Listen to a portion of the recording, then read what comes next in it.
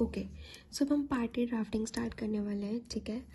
उसके अंदर सबसे पहले आता है मेरा topic drafting. What is drafting? हम सबको पता है कि आप कुछ भी लिख रहे हो in a logical manner. For example सबसे पहले इसमें आता है कि लॉ एंड फैक्ट को लैंग्वेज फॉर्म में लिख रहे हो। Synthesis of law and fact in language form. Second point आपको लिखना है कि ड्राफ्टिंग मीन्स कलेक्ट करते हो डेटा, ठीक है, कंसोलिडेट करते हो, कलेक्ट करते हो, कोलेट करते हो एंड प्रेजेंट करते हो एक लॉजिकल मैनर में, अंडरस्टैंडेबल वे में आप उसको प्रेजेंट करते हो। देन आता है हमारा थर्ड, हमने पढ़ा था कि ड्राफ्टिंग क्या होता है। ड्राफ्टिंग एक स्किल मैन की जॉब है, ठीक है, जहाँ पर आपको माइंड में एक रफ स्केच बनाते हो एंड देन आप उसको लिखते हो, ठीक है। So this is all about drafting. अब बोलते हैं कि जब भी आप ड्राफ्ट कर रहे हो, ठीक है, तो आपको कुछ बातों का ध्यान रखना है। सबसे पहला है कि फॉलोअर के रूल्स ऑफ ड्राफ्टिंग ध्यान रखना है। फॉलोअर के कुछ 3-4 रूल्स थे, ठीक है। उस सबसे पहला था कि सिंगल वर्ड यूज़ करो, ठीक है। अगर कोई फेमिलियर वर्ड्स यूज़ करो, फार फेच्ड, मतलब जो वर्ड कभी नहीं सुना वो यूज़ ही मत करो, फेमिलियर वर्ड यूज़ करो, ठीक है। सैक्सन वर्ड्स यूज़ करो रादर देन रोमन, ठीक है।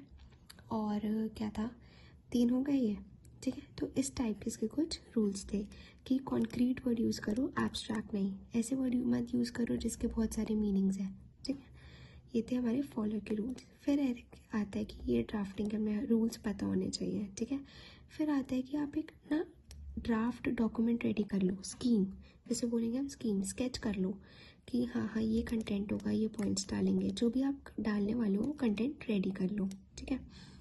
उसके बाद उसको लिख लो और इट्स सेल्फ अप्रेजल, मतलब खुद की चेकिंग करो, ठीक है, कि आपने सही लिखा है।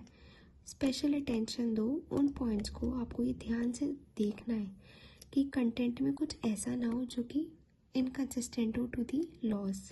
जो लॉज है उनके इनकंसिस्टेंट नहीं होना चाहिए, कुछ लॉ के एम्बिट में होना चाहिए, ठीक है। फिर आता है एक्सपर्ट ओपिनियन। अगर आप डॉक्यूमेंट फर्स्ट टाइम प्रिपेयर कर रहे हो, ठीक है, और वो डॉक्यूमेंट बहुत बार यूज़ होगा आगे, तो ये बोला जाता है कि vetted by experts to ensure its correctness. Better ये रहेगा कि आप उसको एक्सपर्ट से चेक करा लो, ठीक है, जिससे कि सही, मतलब उसके करेक्टनेस एंड ऑथेंटिसिटी मेंटेन रहे, राइट। तो एक्सपर्ट ओपिनियन ले लो, स्पेशल अटेंशन दो कुछ पॉइंट्स को, ड्राफ्ट कर लो, फॉलोअर के रूल याद रखो, ठीक है। देन आता है इंस्ट्रूमेंट, ठीक है। इंस्ट्रूमेंट एंड डेट, सबसे बड़ा ही यही होता है कि बहुत सारे लोगों को यही नहीं पता होता कि इंस्ट्रूमेंट एंड डेट का डिफरेंस क्या है, बिकॉज दोनों ही इफेक्ट करते हैं क्या, राइट एंड लाइबिलिटी, ठीक है, एक पर्सन की। बट इंस्ट्रूमेंट हमेशा 3 टाइप का हो सकता है, यूनिलेटरल, बायलेटरल, मल्टीलेटरल, मतलब एक पार्टी के बीच, 2 पार्टी के बीच और 3 पार्टी, उससे ज़्यादा पार्टीज़ के बीच। यूनिलेटरल कब होगा, पावर ऑफ अटॉर्नी, जहाँ पे एक इंसान एग्जीक्यूट करता है उसको, ठीक है। डीड हमेशा, डीड का ये डिफरेंस है कि सबसे पहले तो deed is a present grant, जो हो रहा है अभी हो रहा है। एग्जीक्यूटेड आता है ना, ठीक है, दिस डीड एग्जीक्यूटेड ऐसा आता है, तो इट्स प्रेजेंट, फ्यूचर में नहीं होता कि हम करेंगे, no, deed is present. Secondly deed में आता है कि इट्स या तो बायलेटरल, मल्टीलेटरल, 2 पार्टीज़ के बीच में या उससे ज़्यादा, इट्स नेवर बिटवीन लाइक 1, ठीक है। तो इंस्ट्रूमेंट का एग्जांपल इस पावर ऑफ अटॉर्नी, डीड का एग्जांपल होगा सेल डीड, गिफ्ट डीड, ये सब 2 पर्सन तो है ही ना एटलीस्ट, ठीक है।